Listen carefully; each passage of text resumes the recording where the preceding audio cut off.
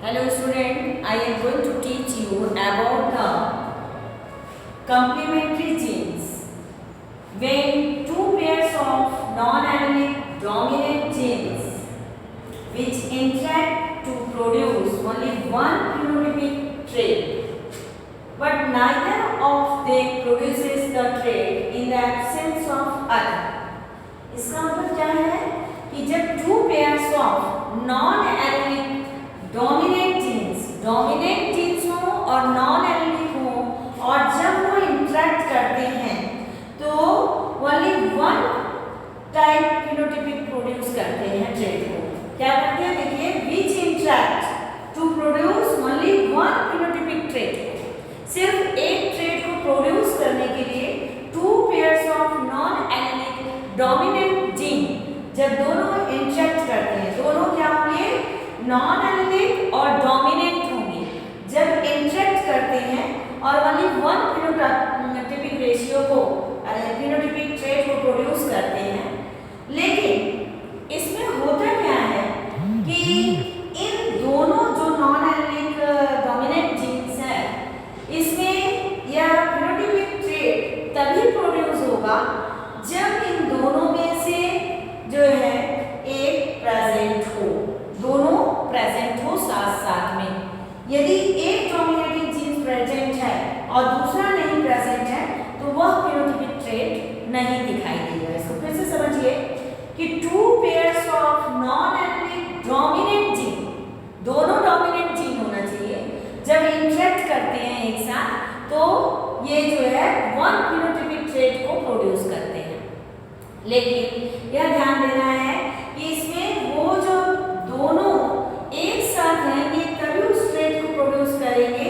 यदि उसमें एब्सेंट हो गया तो उस ट्रेट को प्रोड्यूस नहीं करेंगे। तो इसमें जो क्रॉस कराते हैं, इसका एग्जांपल है इसमें पी लगायरस में, इसमें जो क्रॉस कराते हैं तो इसमें फिनोटाइपिक रेशियो मिलती है 9:7। इसको हम एग्जांपल के थ्रू समझिए। ये white flower of the sweet pea, देखिए capital C and small P. White flower and white flower parental है, इसमें small C and capital P, these are the dominating character, so it is written in capital letter. When it is crossed, जब cross किए तो F1 generation में क्या मिलता है, capital C, small C, capital P, small P. It gives the purple colour. क्या दिया, purple colour, यानी वे एक ये डोमिनेटिंग जीन, दूसरा ये डोमिनेटिंग जीन मिल गया तो ये पर्पल फ्लावर देता है। अब ऑन सल्फिन इसका हम क्रॉस करा दें। जब हम सल्फिन में क्रॉस कराते हैं तब F2 जनरेशन में देखिए फिनोटाइपिक रेशियो क्या मिलता है, 9:7। अब क्या मिलेगा, पर्पल मिलता है 9 और व्हाइट मिलता है 7। जब आप रेशियो करेंगे तब देखेंगे पर्पल कलर तभी इंड्यूस होगा जब इन दोनों कैपिटल डोमिनेटिंग कैरेक्टर प्रेजेंट होंगे। यानी जब कैपिटल सी और कैपिटल पी प्रेजेंट होंगे तभी जो है यह पर्पल कलर शो करेगा, और नहीं तो ये नहीं शो करेगा। It is called the complementary genes. Next thing is the epistasis. What is epistasis?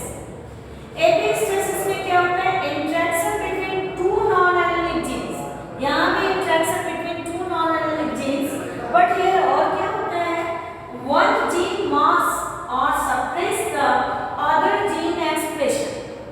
इसमें क्या होता है, यहाँ भी इंटरेक्शन होता है टू नॉन एलिलिक जीन्स के बीच में, बट इसमें एक जीन क्या करता है, सप्रेस कर देता है या मास्क कर देता है अदर जीन एक्सप्रेशन को, अपने को दिखाएगा और उसको क्या करेगा, दबा देगा। तो जिस जीन पे काम होता है, जिस जीन को दबा दिया जाता है, मास्क कर दिया, मास्क मतलब इनहिबिट, रोक देना, इनहिबिट कर दिया जाता है उसके एक्सप्रेशन को ऑन जीन्स, जो जीन्स है जिसपे इनहिबिट किया जाता है, that genes are called the hypostatic factor. और जो जीन उसको दबाता है, उसके कैरेक्टर को, उसे कहते हैं सप्रेसर जीन, और इट इज कॉल्ड, ये क्या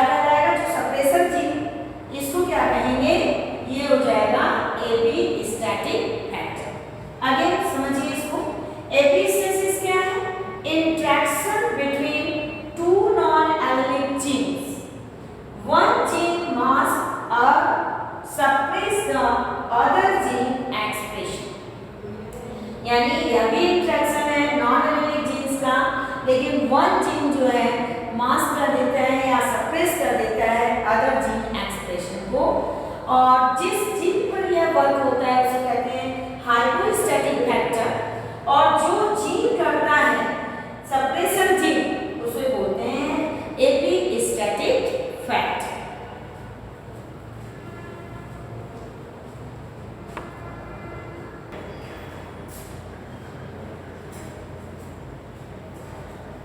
अब ये जो एपिस्टेसिस है, it is may be two types, one is dominant epistasis and second is recessive epistasis. Dominant epistasis में क्या हो जाएगा, out of two pairs of genes, जो out of two pairs of genes में होगा द डोमिनेंट जीन्स मास, ये क्या करेगा, वन मास द अदर। ये क्या करेंगे, टू पेयर्स ऑफ जीन्स में जो डोमिनेंट होगा वह one mass the other gene expression. यानी इस डोमिनेंट एपिस्टेसिस में जो डोमिनेंट जीन है वह दूसरे जीन के कैरेक्टर को मास्क कर देगा। इसमें रेशियो मिलती है 12:3:1 और 13:3। जैसे example code colour gene in dog, ये इस तरह का जब हम कराएंगे, टू पेयर्स ऑफ जीन्स में ले लें, उनका कलर ले लें डॉग में, और फिर इनके में हम कराते हैं यदि क्या कहते हैं इंट्रैक्शन, तो जो डोमिनेटिंग जीन्स होंगे वो क्या करते हैं, दूसरे जीन्स के कैरेक्टर को, दूसरे जीन के एक्सप्रेशन को मास्क कर देते हैं यानी रोक देते हैं।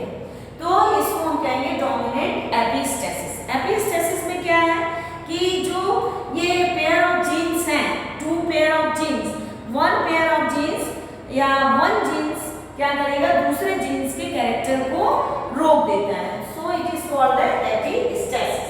तो coat colour gene in dog में हम जब इसमें कराते हैं इंट्रैक्शन, तो देयर इज द 12:3:1 और 13:3 ऑब्टेन होता है।